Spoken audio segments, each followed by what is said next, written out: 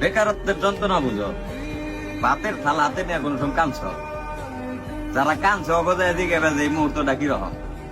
একটা ছেলের কাছে তার দুনিয়া হইলাম তার বাপ মা, সেই বাপ মা যখন তার সাথে খারাপ ব্যবহার করে, যে সারাদিন কি করলি, একটা টাকা আনস না, আর কতদিন এমনি পয়সা পয়সা খাবি, এই কথাটি শুই না যে ছেলে ভাতের থালা হাতে দিয়ে কান্না করছে, ওরে যায় দিকে বেজে এই মুহূর্তটা কিরকম বা কষ্টটা কিরকম। এই প্রেম ভালোবাসার কষ্ট সবকিছু ফেল এই কষ্টের কাছে।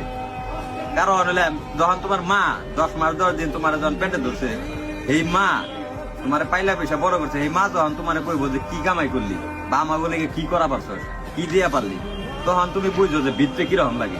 ভিতরে থেকে আমি মনে করি তখন প্রত্যেকটা ছেলের এই মুহূর্তটা যখন ফিল করে, ওই ছেলের আর মনে করো বাঁচার কোনো প্রচেষ্টাই থাকে না। মানে ওর মন চায় না যে আমি আর বাঁচা থাকি, তখনই মন চায় যে মরে যাই। এটাই ভাই নিয়ম, বাস্তবতা মানতে হইব সবসময়। এই কষ্টটা মানে আমি মনে করি দুনিয়ার সব কষ্টের কাছে আর মনে হইব এই কষ্টটা। বাপ মা মনে করো এমন একটা জিনিস, না কিছু কম যায় না শোন যায়। মায়ের পায়ের নিচে সন্তানের বেশ, মায়ের কি কম। আর বাপ তো মনে করো পৃথিবী, এত কষ্ট করে বড় করছে, এই বাপটাই বা কি করবো। দোষটা মনে করো নিজের দোষ দিক না বাইকের দোষ দিক, ওইটাই করে বোঝাতে পারবো না। মানে আমি চাই যত বেকার মানুষ আছে, যত বেকার ছেলে পেলে আছে, আল্লাহ সবাই রে ভালো একটা অবস্থানে নিয়ে দিক, এই তৌফিক দান করুক। এটা কর্মের ক্ষেত্রে যে কোনো ক্ষেত্রে আল্লাহ সবাই ভালো একটা অবস্থান দান করুক।